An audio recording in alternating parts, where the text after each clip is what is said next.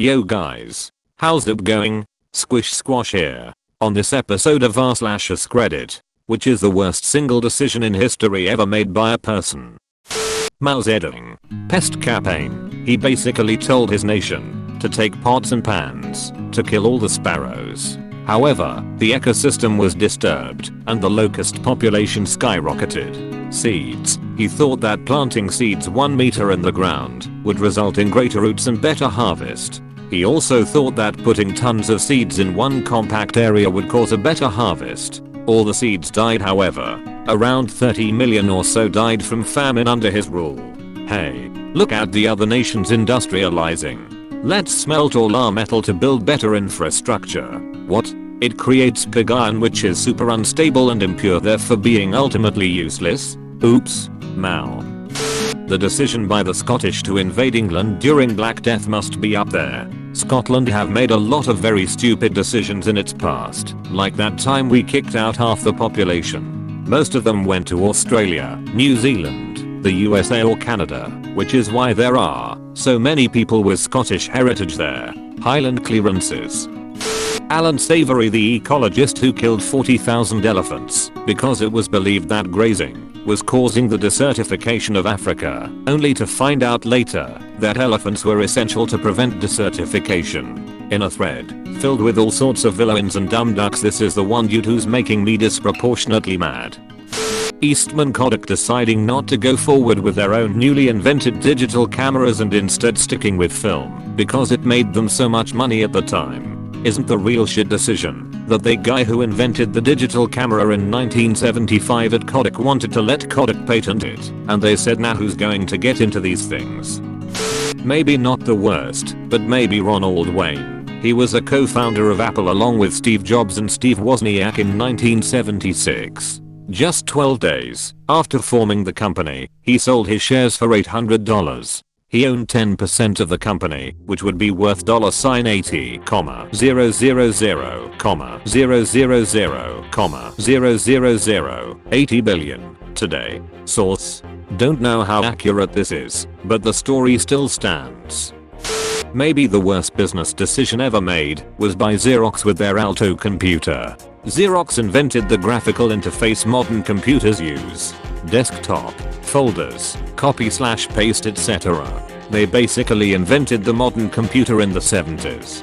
But the problem was, the people in charge at the time were businessmen without any technical knowledge, so they didn't realize what they had. They did nothing with it and gave it away to universities and showed other companies. The famous story is that Steve Jobs saw this and within 5 minutes realized this was the way computers would work in the future. He copied it because Xerox didn't patent their invention and didn't do anything with it, and the rest is history. Xerox could have been Apple or Microsoft, or both. They could have had a monopoly on the entire PC industry. Almost every company uses Windows in their offices. I think 80 or 90% of consumers uses Windows. That could have been Xerox. They had the tech maybe 10 years before anyone else. They could have been the most valuable company of all time, but they just gave it away.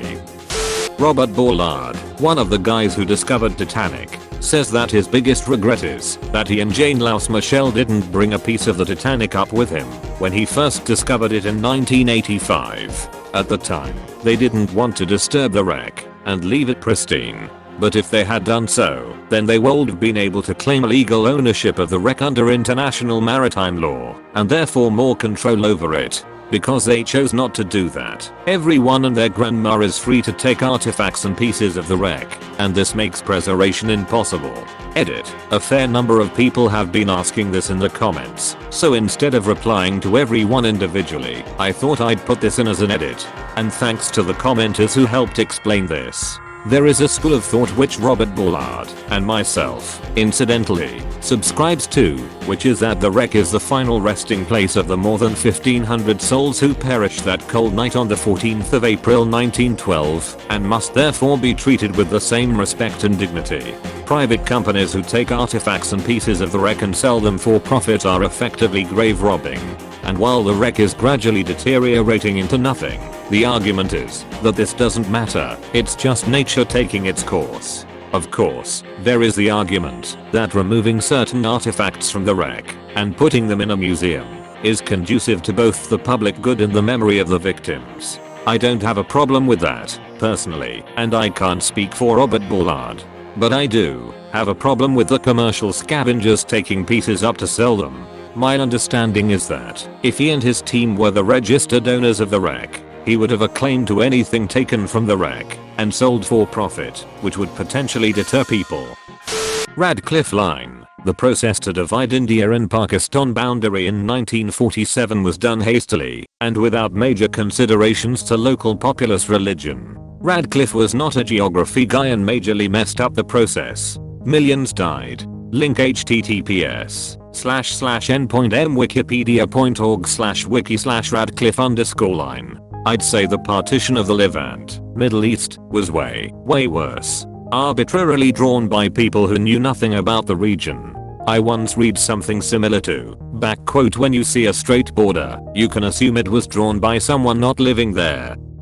My great-great-grandfather, a carpenter, did some work for a poor painter in the neighborhood. The painter had no money, so he offered either a bottle of wine or a painting. My great-great-grandfather chose the wine. The painter was Edvard Munch, and the painting would have been worth millions upon millions today, or even just a few decades later, if translated to today's money. Edit, replied to the first guy who pointed it out.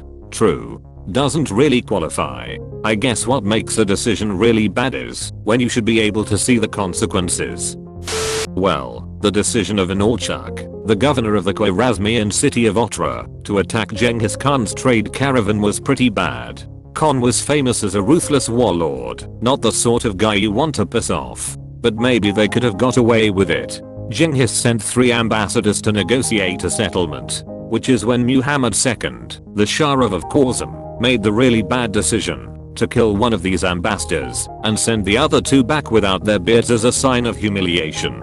Genghis Khan was so enraged he assembled an army and destroyed the Khwarezmian Empire, wiped out every town they had. He even rerouted a river to wipe out the village where the Shah was born, wiping it off the map.